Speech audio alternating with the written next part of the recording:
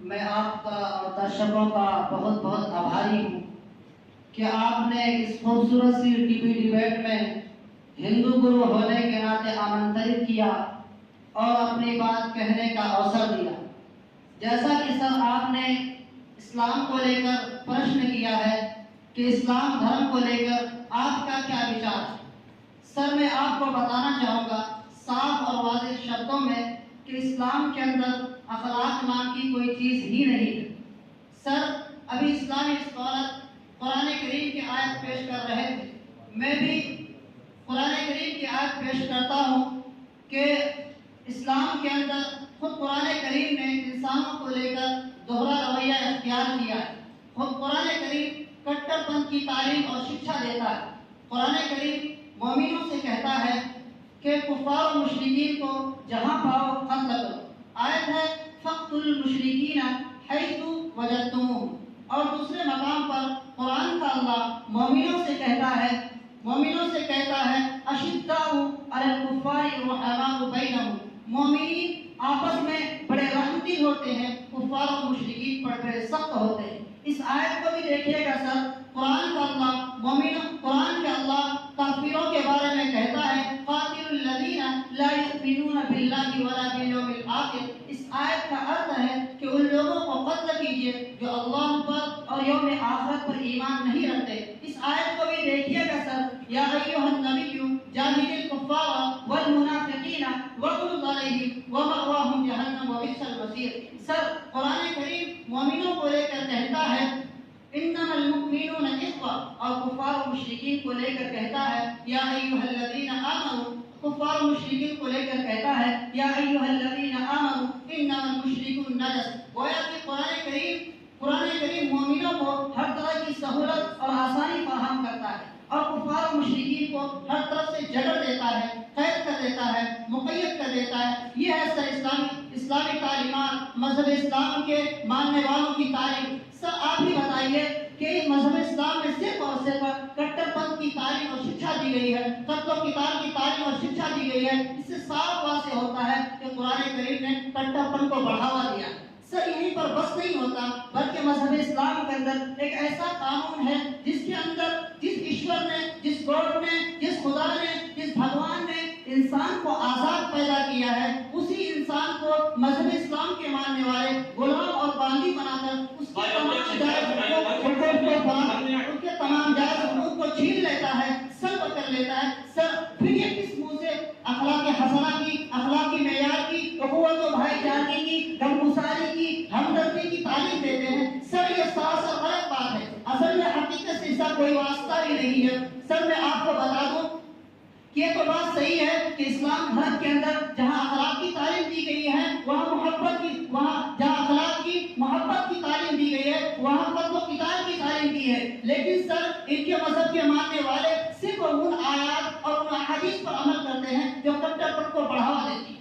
سر میں آپ کو ایک بات اور بتا دوں کہ اسلام دھرم کبھی بھی ہندو دھرم کا مقابلہ نہیں کر سکتا، خواہ وہ سماجی اعتبار سے ہو یا سیاسی اعتبار سے ہو یا تعلیمی اعتبار سے ہو، کسی اعتبار سے۔ سر پنڈت جی نے ابھی 2-3 آیتیں پڑھی اور ان کا ظاہری مفہوم بیان کرتے ہوئے مذہب اسلام پر شدت پسندی کا الزام لگایا ہے۔ سر یہ جو 2-3 آیتیں ہیں ان کا ایک پس منظر ہے، یہ اپنے حالات کے اعتبار سے ہیں، ان کو سیاق و سباق سے سمجھا جائے گا۔ سر انہوں نے جو 2-3 آیتیں پڑھی ہیں، ایک آیت جو انہوں نے پڑھی ہے فَاقْتُلُوهُمْ حَيْثُ وَجَدتُّمُوهُمْ، بعض مرتبہ حالات ایسے ہوتے ہیں کہ ان حالات کے اندر اپنے ہی لوگوں کو تسلی دینی ہوتی ہے۔ آپ علیہ السلام کو مکے کے اندر قتل کرنے کی سازشیں رچی جا رہی تھی، آپ علیہ السلام کو حد سے زیادہ تکلیف دی جا رہی تھی، آپ کے صحابہ پر ظلم و ستم کے پہاڑ توڑے جا رہے تھے، اسی طریقے سے ان کی بیوی اور بچوں کو گھر سے نکالنے پر مجبور کیا جا رہا تھا۔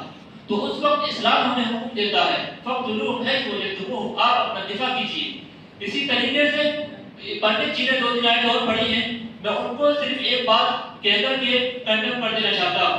سر دیکھیے ہر مذہب کے اصول ہوا کرتے ہیں، ہر مذہب کے کچھ نہ کچھ مذاہب و مقاصد اصول ہوا کرتے ہیں۔ تو مذہب اسلام کے 2 اصول ہیں، ایک ترقی ہے، دوسرا رعایا کی خبرگیری ہے۔ اب ترقی کے لیے جو بھی چیز حائل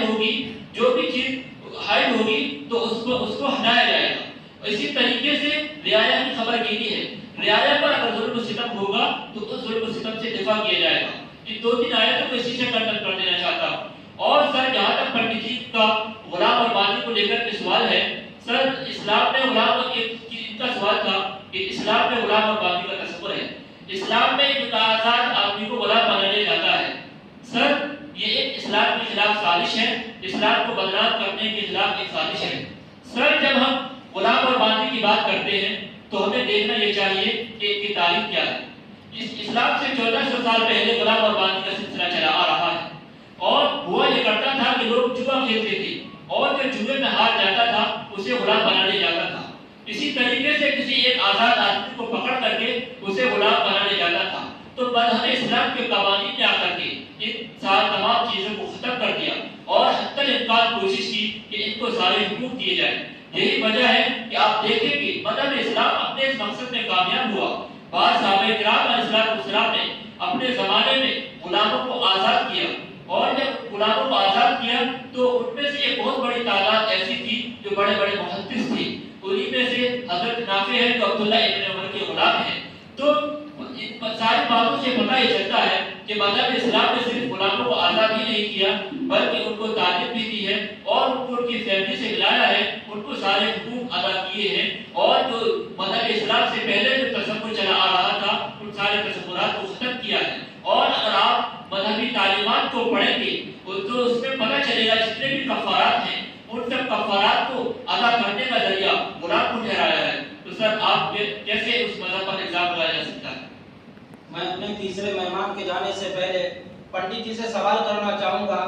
سر جیسا کہ آپ نے کہا کہ ہمارے دھرم میں اخلاق کی تعلیم دی جاتی ہے، سر اگر آپ کے دھرم میں اخلاق کی تعلیم دی جاتی ہے تو پھر ایسا کیوں ہے کہ آپ کے مذہب کے ماننے والے لوگ راستے میں چلتے ہوئے شخص کو پیٹ پیٹ کر مار ڈالتے ہیں؟ کچھ دنوں پہلے کا واقعہ ہے کہ کھتولی کے رکشے والے کو کاوڑیوں نے پیٹ پیٹ کر مار ڈالا. اسی طریقے سے کل ہی کی بات ہے، ہاپوڑ کے اندر کچھ لوگوں نے تھوک کا الزام لگا کر مدرسے پر حملہ کرنا چاہا. اسی طریقے سے راجستھان MP کے اندر ایسے کئی سے سارے واقعات ہوئے ہیں کہ 2 بچوں کو ایک کنویں سے پانی پینے کی وجہ سے صرف اس بنیاد پر مارا کہ وہ دلت سماج کے تھے. آپ کہہ رہے ہیں کہ ہمارے مذہب کے اندر اخلاق کی تعلیم دی جا رہی ہے، اس سے تو نہیں پتہ چلتا کہ آپ کے مذہب میں اخلاق کی تعلیم دی جا رہی ہے. سر جیسا کہ آپ نے ہمارے مذہب کو لے کر اعتراض کیا کہ آپ کے مذہب کے ماننے والے راجستھان کے اندر 2 دلت سماج کے بالغوں کو بے دردی سے مار دیا. اسی طریقے سے کھتولی کا آپ نے ذکر کیا کہ وہاں ایک رکشے والے کو، غریب رکشے والے کو بے دردی سے مار دیا گیا. سر میں یہ کہنا چاہوں گا کہ سب سے پہلے تو میں پرزور الفاظ میں کنڈم کرنا چاہوں گا، مذمت کرنا چاہوں گا کہ جو بھی لوگ اس طرح کی حرکتیں کر رہے ہیں، میں حکومت وقت سے مانگ بھی کرتا ہوں، مطالبہ بھی کرتا ہوں کہ جو اس طرح کی حرکتیں کر رہے ہیں اور مذہب کو، مذہب ہندو دھرم کو بدنام کر رہے ہیں، ان کے خلاف حکومت وقت سخت سے سخت اگر کارروائی کرے، سخت سے سخت، کڑی سی کڑی ان کو سزا دے. دوسری بات یہ کہوں گا سر، 1 یا 2 منشیہ یا ویکتی کے غلط حرکتوں کی وجہ سے پوری کمیونٹی کو یا پورے سماج کو غلط ٹھہرانا اور ان کو ٹارگیٹ کرنا یہ انتہائی غلط بات ہے. سر جو ظلم کر رہا ہے خواہ وہ کسی سماج کا ہو، کسی معاشرے کا ہو، ہندو ہو، مسلم ہو، ہم اس کے خلاف کھڑے ہیں اور جس پر ظلم کیا جا رہا ہے، جو مظلوم ہے، میں ان کے ساتھ کھڑا ہوں. یہی ہمارے مذہب کی تعلیم اور شکشا بھی. سر آپ کا یہ کہنا کہ چند لوگ ہیں یہ غلط ہے، بلکہ پوری ٹیم ہے کہ آپ دیکھتے نہیں ہیں کہ آپ کا کوئی بھی تہوار ایسا خالی نہیں ہوتا ہے جس میں دنگا نہ ہو. آپ دیکھ لیجیے رام لیلا کی ریلی ہو، اس میں ہزاروں لاکھوں کی تعداد میں لوگ موجود ہوتے ہیں. اسی طرح کاوڑیوں کو لے لو، اس میں 1-2 لوگ نہیں ہوتے ہیں، لاکھوں کی تعداد میں لوگ ہوتے ہیں. آپ کا کوئی بھی تہوار ایسا خالی نہیں جاتا جس میں دنگا نہ ہو. آپ حکومت کی بات کرتے ہو تو حکومت کی طرف سے خود فنڈنگ کی جاتی ہے اس چیز کو اکسانے کے لیے، اور نہ ہی کوئی آپ کا دھارمک گرو اس چیز کو روکنے کے لیے کوشش کرتا ہے. خیر ہمارے تیسرے مہمان بھی موجود ہیں، ان سے بھی سوال کرنا چاہوں گا. مسٹر سالم صاحب، جیسا کہ آپ نے دونوں دھارمک گروؤں کو سنا، ہر مذہب کا ماننے والا یہ دعویٰ کر رہا ہے کہ ان کے مذہب میں اخلاق پر زور دیا گیا ہے. سر آپ سماج میں رہتے ہیں، سماج کے ہر مذہب والوں سے آپ کا ملنا جلنا رہتا ہے. سر آپ نے مذہب اسلام کو لے کر اور دیگر مذاہب کو لے کر لوگوں اور سماج میں کیا اثر پایا؟ بہت بہت شکریہ سر آپ کا. میں ایک سماجی کارکن ہونے کی حیثیت سے بتانا چاہتا ہوں کہ میں نے سماج میں رہ کر ہر مذہب والے کو قریب سے دیکھا ہے اور پرکھا ہے، اور میں یہ سمجھتا ہوں کہ کوئی بھی دھرم، کوئی بھی مذہب کسی کو برائی کا حکم نہیں دیتا ہے. ہاں یہ بات الگ ہے کہ ہر مذہب کے اندر اچھے اخلاق والے بھی ہوتے ہیں، برے اخلاق والے بھی ہوتے ہیں. جیسے کہ مسلمانوں کے اندر دیکھا جاتا ہے کہ وہ اپنے پڑوسیوں کا کتنے اچھے طریقے سے خیال رکھتے ہیں. وہ کس کمیونٹی سے ہے اور کس مذہب سے ہے، کس ذات سے ہے، کس سماج سے ہے، انہیں اس سے کوئی فرق نہیں پڑتا ہے. وہ اپنوں کی طرح اس کا خیال رکھتے ہیں. دوسری بات سر، دوسری مثال جیسے لاک ڈاؤن کے اندر دیکھا گیا تھا کہ جب ہندوؤں کے گھر میں جب کسی کی موت ہوتی تھی تو انہی کے گھر والے اسی کی ڈیتھ باڈی سے دور بھاگتے تھے. تو مسلمانوں نے آگے بڑھ کر ان کے ارتھی اٹھانے سے لے کر جلانے تک سارے رسم و رواج کو ادا کیا. اسی طریقے سے مسلمانوں کے اندر جب کوئی امیر بھائی ہوتا ہے، دوسرا غریب ہوتا ہے، تو امیر بھائی غریب کو پوچھتا بھی نہیں ہے. ابھی بدایوں کے اندر ایک مسلمان نے 2 ہندو لڑکوں کو قتل کر دیا ہے. دوسری طرف ہم ہندوؤں کو دیکھتے ہیں کہ وہ اخلاق کے اعتبار سے کتنے اعلیٰ ہوتے ہیں، اخلاق کے اعتبار سے بہت اچھے طریقے سے پیش آتے ہیں. وہ بغیر کسی بھید بھاؤ کے اچھی طریقے سے پیش آتے ہیں. وہ نہیں دیکھتے سامنے کون ہے، کس سماج سے ہے، کس کمیونٹی سے ہے. اور دوسری طرف ہم دیکھتے ہیں ہندوؤں کے اندر کچھ وہ لوگ ہوتے ہیں جو اخلاق کے اعتبار سے بہت گرے ہوئے ہوتے ہیں، چاہے وہ ان کا بھی کوئی، چاہے انہیں کا کوئی ہو. جیسے لاک ڈاؤن کے اندر دیکھا گیا کہ بیٹا اپنے باپ کی ارتھی کو کندا دینے کو تیار نہیں تھا، باپ اپنے بیٹے کی ارتھی کو کندا دینے کو تیار نہیں تھا. اسی طریقے سے ابھی حال ہی کی بات ہے، مظفر نگر کے اندر ایک رکشے والے پر کاوڑ پر آروپ لگایا کہ ہمارے کاوڑ پر انہوں نے کھنڈت کر دیا اور اسے اتنا مارا کہ وہ 2 دن کے اندر مر گیا ہے. ابھی حال ہی کی بات ہے، ہاپوڑ کے اندر جو کاوڑ یاترا نکلتی ہے سر، تو کسی مدرسے کے اندر سے کاوڑ یاترا نکل رہی تھی، تو وہاں پر انہوں نے کچھ مولانوں کو دیکھا. انہوں نے ان پر یہ آروپ لگایا کہ انہوں نے ہمارے کاوڑ کو دیکھ کر تھوکا ہے، اور انہوں نے آروپ لگانے کے بعد اتنی گندی گالیاں دی. سر ہر مذہب کے اندر، ہر کمیونٹی کے اندر کچھ برے لوگ بھی ہوتے ہیں اور اچھے لوگ بھی ہوتے ہیں. تو ان برے لوگوں کی وجہ سے پورے سماج کو، پورے مذہب کو برا نہیں کہا جا سکتا سر. ان برے لوگوں کی وجہ سے اچھے لوگوں کو